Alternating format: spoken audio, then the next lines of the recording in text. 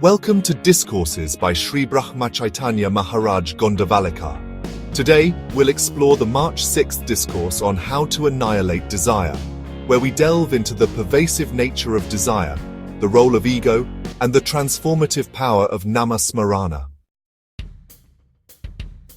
Sometimes there is something which we know to be wholesome for us and conducive to our good. If we still disregard it, evidently it is highly improper. Nay, it is a veritable sin. We are told that the desire that stands uppermost in the mind at the moment when life quits, the body determines what the person will become in the next birth.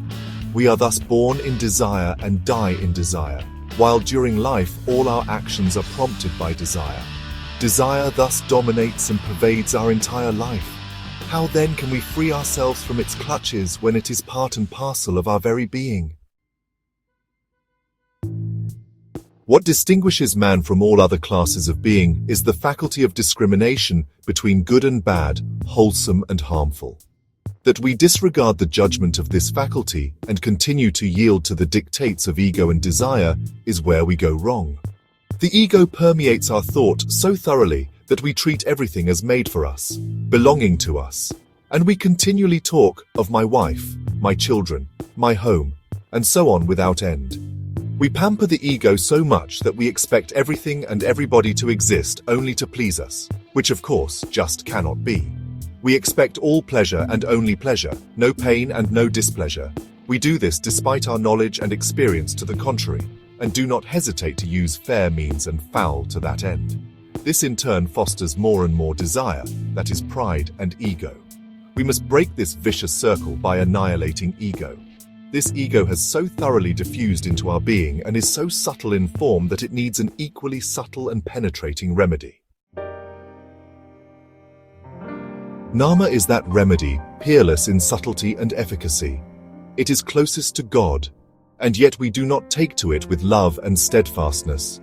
Not that we do not know it, but we seem to have an innate aversion for it. Let us bear in mind that God is the sole doer.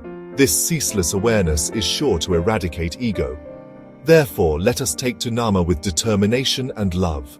One who lives in Nama succeeds in annihilating desire and its consequences. Sant Tulsidas, the revered poet-saint known for his epic work Ramcharitmanas, was deeply devoted to Lord Rama. Before his spiritual awakening, Tulsidas was intensely attached to his wife and consumed by worldly desires.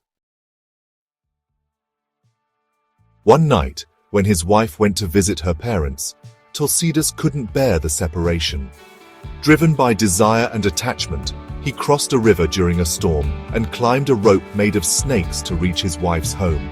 His wife, shocked by his extreme behavior, reprimanded him and said, "If only you had this intense love for Lord Rama, you would attain true spiritual fulfillment." Tulsidas was deeply moved by her words and experienced a profound realization. He understood that his intense attachment and desire were misplaced. From that moment on, Tulsidas devoted himself entirely to Lord Rama and the practice of nama-smarana. He composed numerous bhajans and the epic Ramcharitmanas, focusing on the divine qualities and deeds of Lord Rama. Through his unwavering devotion to nama-smarana, Tulsidas transcended his worldly desires and experienced profound spiritual transformation. His life serves as a testament to the transformative power of Nama and the importance of directing one's love and desire towards the divine. Thank you for joining me in this exploration of how to annihilate desire. Remember, by persistently practicing nama-smarana and recognizing God as the sole doer, we can transcend worldly desires and experience true spiritual bliss.